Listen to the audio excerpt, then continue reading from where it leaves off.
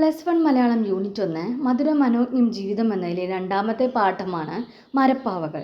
ഇത് മലയാളത്തിലെ പ്രശസ്ത ചെറുകഥാകൃത്തുക്കളിൽ ഒരാളായ കാരൂർ നീലകണ്ഠപിള്ള എഴുതിയ കഥയാണ്.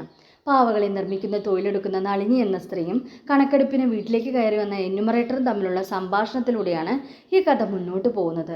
വളരെ സൂക്ഷ്മമായി ജീവിത നൊമ്പരങ്ങളെ ആവിഷ്കരിക്കുന്നതിനുള്ള കാരൂരിൻ്റെ രചനാതന്ത്രം ഈ കഥയിലും നമുക്ക് കാണാം.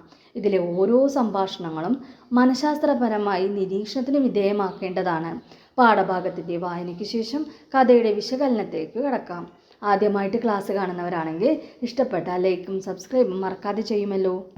മുറ്റത്ത് ചെന്ന് നിന്ന എന്യൂമറേറ്റർ 312 ആശാരിപ്പറമ്പിൽ എന്ന് തന്നോട് തന്നെ പറഞ്ഞിട്ട് ഉച്ചത്തിൽ ചോദിച്ചു, ഇവിടെ ആരുമില്ലേ?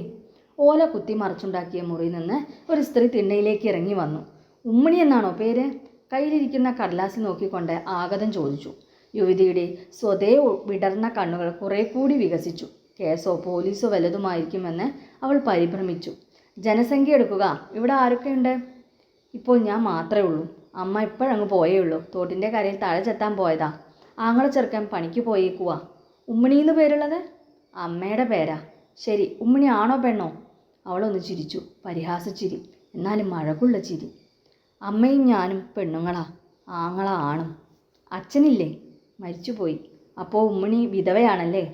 ഇപ്പോൾ വിധവയാ. എന്നിട്ട് അവൾ പറഞ്ഞു, ജനസംഖ്യ എടുക്കുമ്പോൾ കൊട നിവർത്തി പിടിക്കരുതായിരിക്കും. ഈ തീ പോലുള്ള വെയിലത്ത് നിന്ന് ജനസംഖ്യ എടുത്താൽ ആളിൻ്റെ എണ്ണം കുറഞ്ഞു പോകും. ഈ ബെഞ്ചിലേക്ക് കയറിയിരിക്കാവല്ലോ. ചാണകം മെഴുകി വെടിപ്പും മിനുപ്പും വരുത്തിയിട്ടുള്ള ആ നീളം കുറഞ്ഞ വരാന്തയിൽ കയറി ആഗതൻ ഒരു ബെഞ്ചിലിരുന്നു. ഉമ്മണിയുടെ വിവരങ്ങളൊക്കെ ചോദിച്ചറിഞ്ഞ് രേഖപ്പെടുത്തി. നിങ്ങളുടെ പേര്? എൻ്റെ പേര് നളിനി. ഇത് പറഞ്ഞപ്പോൾ അവൾ അല്പം ലജ്ജ ഭാവിച്ചു. വയസ്സ് കണ്ടിട്ട് എന്ത് തോന്നുന്നു? എനിക്കൊന്നും തോന്നിയില്ല. അവളൊന്ന് മന്ദഹസിച്ചു. 23.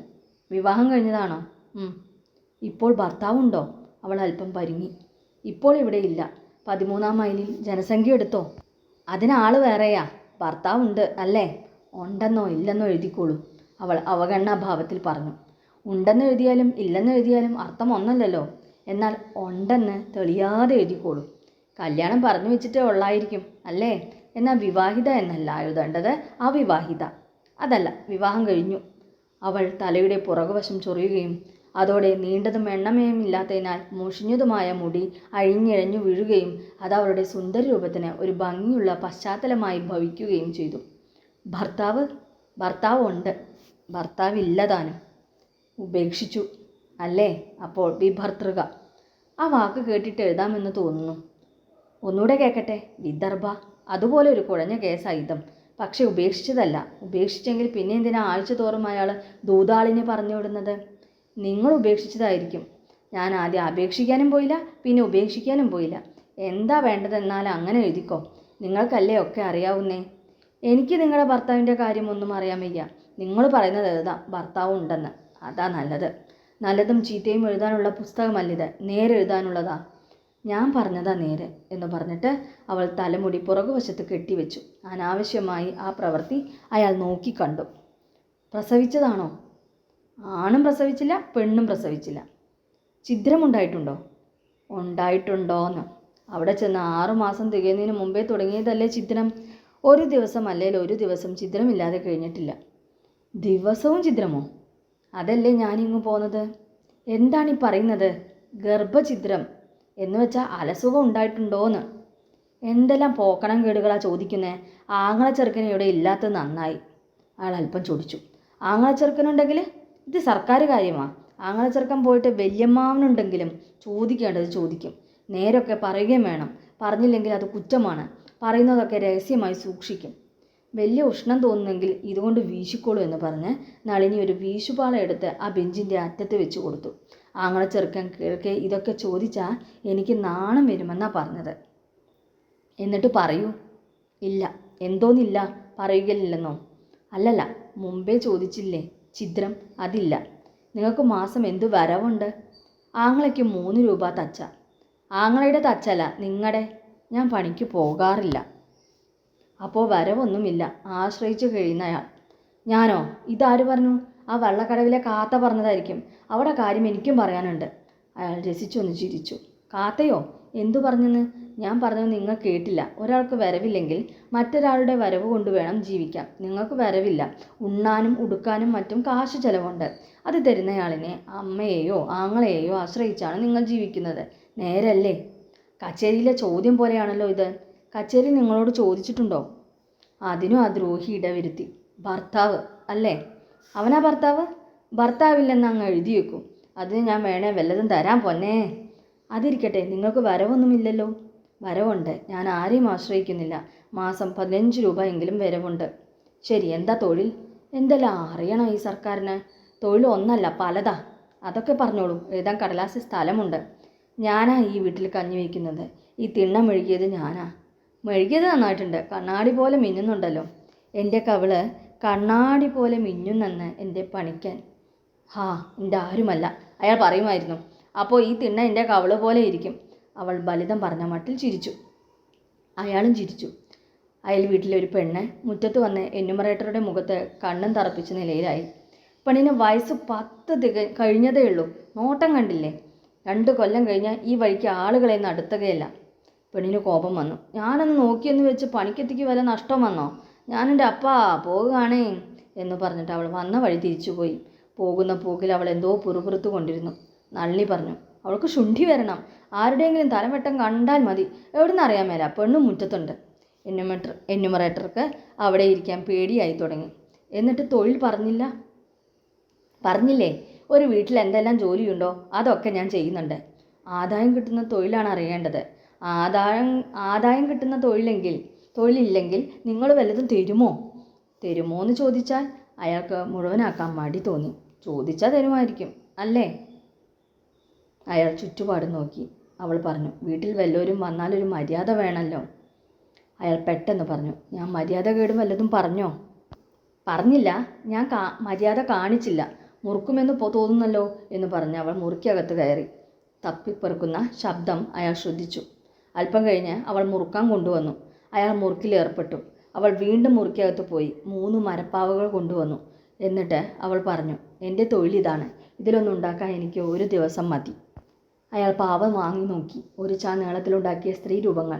എല്ലാം നന്നായിരിക്കുന്നു. തിളങ്ങുന്ന ചായപ്പണി ചെയ്തത്, കൊഴുത്തു മിനുത്തത്, ഭംഗിയുള്ള അവയവങ്ങൾ, ഉയർന്ന മാറിടം, തടിച്ച ജഘനം, കൃശമായ മദ്യം, അക്ഷാമമായ ചിഗുരഭാരം, ആകർഷകമായ മന്ദസ്മേരം, ആകപ്പാടെ മാദകമായ സുന്ദര ശില്പങ്ങൾ. അയാൾ കണ്ണിമയ്ക്കാതെ നോക്കിയിരുന്നു. എന്നിട്ട് അവളെ നോക്കി. 4 ഒന്നുപോലെ. അത്ഭുതകരം. 3 കണ്ട 4 തോന്നുകയാണ് അത്ഭുതം, അവൾ പറഞ്ഞു. അയാൾ മറുപടി പറഞ്ഞില്ല. ഇത് അച്ചിൽ വാർക്കുന്നതാണോ? ഞങ്ങൾ വാർപ്പ് പണിക്കാരല്ല. കടഞ്ഞെടുത്തതായിരിക്കും. പാലാഴി കടഞ്ഞപ്പോൾ കിട്ടിയ ലക്ഷ്മിയെ പോലെ ഇരിക്കുന്നു. പാലാഴി കടയാൻ ഞാൻ കൂടിയില്ല. അതുകൊണ്ട് ഞാൻ ലക്ഷ്മിയെ കണ്ടിട്ടില്ല. എൻ്റെ തൊഴിൽ എന്തെന്ന് കാണിക്കുകയായിരുന്നു. 4 പറഞ്ഞത് എങ്ങനെയാ? ഈ ജീവനില്ലാത്ത 3 ഇതുണ്ടാക്കുന്ന ജീവനുള്ള 1. അങ്ങനെ 4 ഒരുപോലെ ഇരിക്കുന്നതാണ് അത്ഭുതം. എന്ന് പറഞ്ഞാൽ ജീവനില്ലാത്തതുപോലെ ജീവനുള്ളതും ഇരിക്കുന്നതോ? അതിൽ അത്ഭുതമൊന്നുമില്ല. എൻ്റെ തലയിലെഴുത്ത്. അവളുടെ കണ്ണു മിന്നി. വീണ്ടും മുറിയിൽ പോയി തിരിച്ചു വന്നപ്പോൾ അവളുടെ മുഖം തുടുത്തിരുന്നു. കയ്യിലൊരു പാവയും ഉണ്ടായിരുന്നു. അത് അവൾ അയാളുടെ അടുത്തു വെച്ചു. അയാൾ അതെടുത്തു നോക്കി. കംസവധത്തിലെ കൃഷ്ണനാണോ ഇത്? അതോ മുന്തിയറപ്പനെ കൃഷ്ണൻ്റെ വേഷം കെട്ടിച്ചതോ? ഇത് കുറേ വലുതായിരുന്നെങ്കിൽ വെള്ളരിവേലിക്കകത്ത് കൊണ്ട് വെക്കാമായിരുന്നു, ദൃഷ്ടിദോഷം പറ്റാതിരിക്കാൻ. അല്ലെങ്കിൽ തീരെ ചെറുതായിരുന്നെങ്കിൽ. അവൾ ഇടയ്ക്ക് കയറി പറഞ്ഞു, അതിങ്ങനെയായിപ്പോയി. 10-50 ഉണ്ടാക്കിയപ്പോൾ ഈ നിലയിലായി. കൃഷ്ണൻ്റെ രൂപമുണ്ടാക്കി കാണുന്നവരൊക്കെ വാങ്ങിച്ചു പോന്നു. 3-4 അണ വില കിട്ടുമായിരുന്നു. ക്രമേണ വേഷം കൃഷ്ണൻ്റെയും രൂപം വേറൊരു കൃഷ്ണൻ്റെയുമായി. വേറൊരു കൃഷ്ണൻ എന്ന് വെച്ചാൽ ഒരു കാലത്ത് ഞാൻ ശ്രീകൃഷ്ണനെ പോലെ കരുതി പോന്നയാൾ. അയാളുടെ കാര്യം ഓർക്കുമ്പോൾ എനിക്ക് കലി വരും. പാവയുണ്ടാക്കി കഴിയുമ്പോൾ അയാളെ പോലെ ഇരിക്കും. എൻ്റെ കോപം മുഴുവൻ പാവയുടെ മുഖത്തും. ഒടുവിൽ ആളുകൾ പാവ മേടിക്കാതെയായി. പിന്നെ ആ പണി നിർത്തിവെച്ചു. പുരുഷരൂപം ഉണ്ടാക്കേണ്ടെന്ന് വെച്ചു. ശ്രീപാർവതിയുടെ രൂപം ഉണ്ടാക്കി നോക്കി. എന്ന് വെച്ചാൽ ഒരു സ്ത്രീ രൂപം ഉണ്ടാക്കി. അതിന് ശ്രീപാർവതി എന്ന് പേരിടും. അല്ലാതെ ഞാൻ പാർവതിയെ കണ്ടിട്ടോ മറ്റോ ഉണ്ടോ? പാർവതി തപസ് ചെയ്തെന്നും ശിവൻ്റെ കൂടെ നൃത്തം ചെയ്തെന്നും ഒക്കെ ഞാൻ കേട്ടിട്ടുണ്ട്. സിനിമയിൽ കണ്ടിട്ടുമുണ്ട്. പിന്നെ പാർവതിയും പരമേശ്വരനും കൂടെ ചിലപ്പോൾ പിണങ്ങാറുണ്ട് പോലും. അതൊക്കെ ഓർത്തുകൊണ്ട് പാവയുണ്ടാക്കി തുടങ്ങി. ചിലപ്പോൾ കണ്ണാടിയിൽ നോക്കി പാർവതിയെപ്പോലെ ഞാൻ ഓരോ ഭാവം കാണിച്ച് അതുപോലെ ഉണ്ടാക്കും. ഞാൻ പാർവതിയാണെന്ന് ഭാവിച്ചു കൊണ്ടാ പണി. ഒടുക്കമുണ്ടല്ലോ, പാർവതിയൊക്കെ ഒരുപോലെ. അവൾ തുടരുന്നതിന് മുമ്പ് അയാൾ പറഞ്ഞു, നിങ്ങളും പാർവതിയും സമം സമം. ഞാനും പാർവതിയും എങ്ങനെയാ സമം സമം? എൻ്റെ രൂപമായി പോകുന്നു പാർവതിക്ക്. എനിക്ക് നാണമായി തുടങ്ങി. എൻ്റെ രൂപമുണ്ടാക്കി വിറ്റാൻ മേടിക്കാൻ. അയാൾ ധൃതിയിൽ പറഞ്ഞു, ധാരാളം ആളുണ്ടാകും. ഉണ്ടാകുമെന്ന് ഞാൻ കണ്ടതല്ലേ. മേടിക്കുന്നവരും എന്നെ ആക്ഷേപിക്കും. പാവ ഒന്നാന്തരം. പാവ വിൽക്കുന്നത് രൂപം കാണിച്ച് ആണുങ്ങളെ ആകർഷിക്കാനാണെന്ന് ഞാൻ മുമ്പേ പറഞ്ഞില്ലേ കാത്ത. അവൾ എൻ്റെ മുഖത്ത് നോക്കി പറഞ്ഞു. ഞാനൊരു ആട്ട് കൊടുത്തിട്ട് അവളുടെ കണ്ണു പൊട്ടിയെന്നാണ് തോന്നുന്നത്. പിന്നെ എനിക്ക് തോന്നി, ഞാൻ കേൾക്കാതെ പറഞ്ഞാൽ ഞാൻ എങ്ങനെ ആട്ടുമെന്ന്. മറ്റൊരുത്തി ഇങ്ങനെ ചെയ്താൽ ഞാനും അവളെ ആക്ഷേപിക്കും.